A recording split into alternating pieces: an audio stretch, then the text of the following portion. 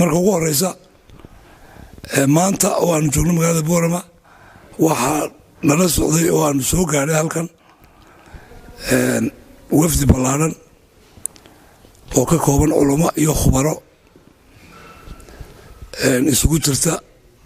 Holland iyo Sacuudiyiin wafdigaas runtii oo ka soo degay magaalada Hargeysa maalintii Salaasadii muddadaana inala jooga waxay u socdeen inay wadanka maalgashi dhinacyo fara badan leh oo isku dhex jira haday macdana tahay haday dhismo guriyaal tahay haday tahay solar system arrimo fara badan wasiiro badan oo wasiiradu khuseynay arrimahan run ahaantii way la kulmeen maantana waxaan soo gaarnay magaalada Boorama oo ay la kulmeen culamaa diinkii iyo aqoonyahanadii oo gaar ahaan madaxa wafdiga oo Sheekh Abdulrahmaan bin Abdullah bin Salih al-Iidan oo agteeda fadhiya oo kula kulmayay culimadii si ay uga wada hadlaan wixii loo qaban karayo xagga diinta haddii ay tahay masaajidda ay taamta iyo wixii macaahidda wixii laga caawin karayo ay ka hadlayeen wafdigaas nala socda oo ka kooban Sheekh Abdulrahmaan oo dhinacaniga fadhiya Sheekh Mujaahid Said oo isna from Holland iyo Mujaahid from Holland Rome oo isna from Holland iyo labada aqoonyahan iyagu reer Somaliland ee la socday wafdiga Axmed Abdi Xulun iyo Muuse Migil ayaa iyaguna la socday marka run ahaantii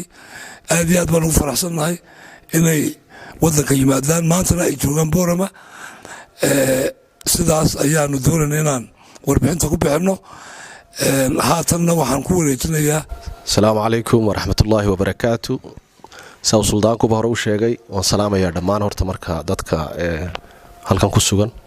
haday yihiin dadkan martida u nahay reer Boorama iyo haday yihiin ba maaragtay inteedii isla socotay runtii maanta ku suganahay Boorama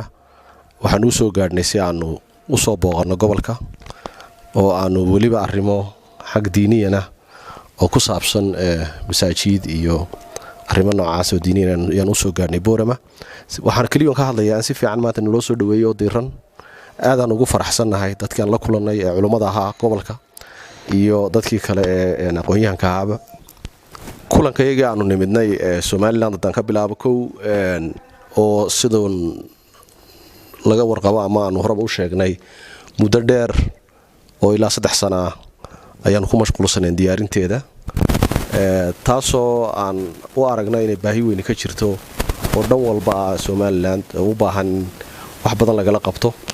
annu aadna u rajaynayna runtii inaanu dhinacyo badan oo ay baahiye ka jiraan aan Somaliland insha Allah taala ka dabooli doono hadii Ilaahayna la qabto taasoo ay sida horeba loo sheegay kamid tahay waxyaabo badan haday noqoto dhan macdaneed iyo haday noqoto dhan dhisme iyo haday noqoto waxbarasho ama caafimaad dhan walba ha noqotee inaan wax ku soo kordhino aan isku dayno xagga warshadeynta ku saabsan waxaan aad u jecelahay runtii qof kasta oo ama noqoto dhan dawladeed ama dhan shicibba in nalagala taageero oo wax nagala qabto oo nalagu garab qabto ayaanu jecelahay oo aanu taageero buuxda helo runtii ilaa hadda sida noo muuqata wasaaradii aanu la kulanay haday noqoto wasiiradii haday noqoto iyo dawladda dhan walba waxaanu aad uga mahadnaqaynaa sida fiican ee wadankana loogu soo dhaweeyay sida wanaagsan loo qaabilay quruxda badan waxaan aad iyo aad halkan uga mahad celinayaa waliba oo si gaar ah u mahadinayaa madaxweyne ku xigeenka Somaliland Abdulrahmaan Saylici oo si aad iyo aad u sareysan noo qaabilay nooguna soo dhaweeyay dhammaantoodna ay waliba nagu ag taageen oo inoogu maaragtay booriyeen in hawshaasi ay wax nagala qaban doonaan qof kasta wasiirada haday tahay iyo cidka shacabka Somaliland intaba haday tahay aad iyo aad baan uga mahad celinaynaa لقد تشرفنا وسررنا بزيارة محافظة بورما، فهي بلدة وأهلها أعزاء علينا، والتقينا بأخوة لنا يجمعنا معهم الدين والعقيدة، وقد أكرمونا غاية الإكرام واستضافونا استضافة فجزاهم الله خيرا وبارك الله فيهم، ورأينا منهم الشهامة والرجولة والكرم،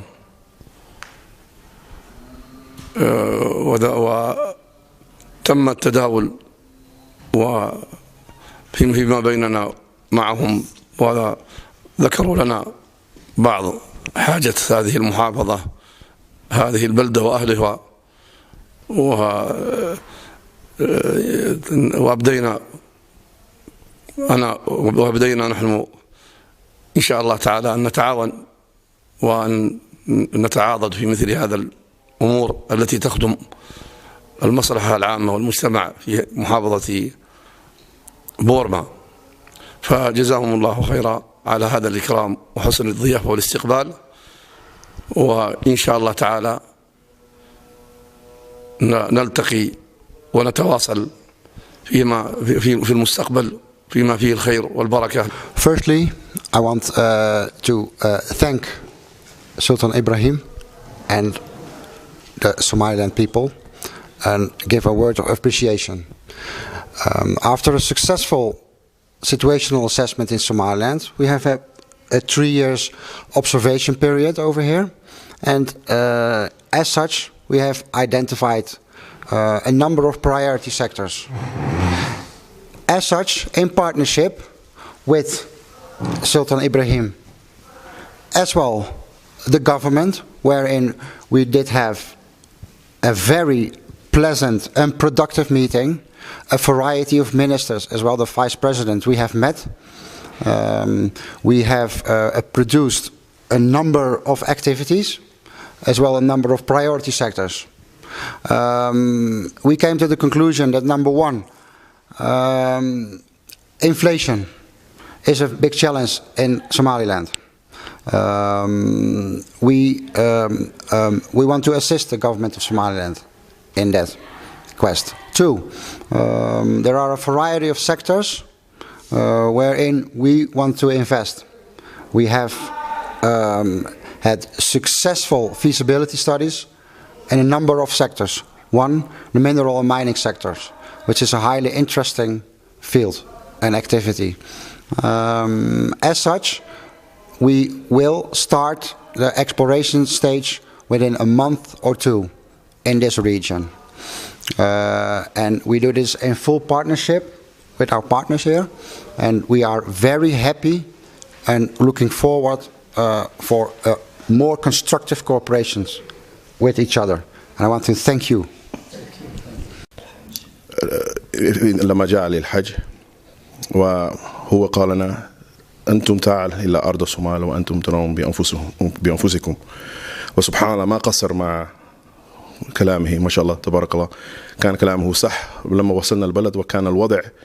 وصورة جدا مختلف من ما توقعنا، وشفنا التقينا شعب أطيب شعب سبحان الله تقريبا التقيت في حياتي، وأحس بأن البلد ليست غريب علي، كأنها بلدي، وكأن الإخوان سبحان الله من إخواني من أب وأم. ولذلك نحن إن شاء الله أول شيء النية طبعا، لأن كل أعماله بالنية. نحن إن شاء الله عندنا نية طيبة ونريد أن نقدم خير للبلد، نريد أن نقوم بالمساعدة حتى البلد تتطور، وإن شاء الله بإذن الله تعالى نتمنى إن شاء الله البلد سيكون في خلال 10 سنوات مثل دبي أو أفضل. وإن شاء الله نحن مسؤول على هذا الكلام، وإن شاء الله طبعا الأمر كله بيد الله، ولكن نحن سوف نجاهد لهذا البلد، لهذا الوطن، كأنها وطننا نحن، كأننا نحن من مواليد البلد. ونحن نريد خير لهذا الشعب، والشعب إخواننا كلهم الحمد لله على السنة إخواننا، والحمد لله نصر الله. Yes. Hello, my name is Ron. I'm from Holland. It's the first time I'm here in the beautiful Somaliland. I want to thank everybody for the warm welcome I received. I'm very much honored to be here, and it's most certainly my first time, but not my last time. You can remember me by my yellow shirt. So if you're looking for me, look for the yellow. And I wish to say that in behalf of a large group of Dutch people, I look forward to see you again, to the great opportunities that Mr. Said told me about. He made me enthusiastic to come to your country, and I'm really astonished to see what can happen here. So we will go further. You will see me again. Thank you again.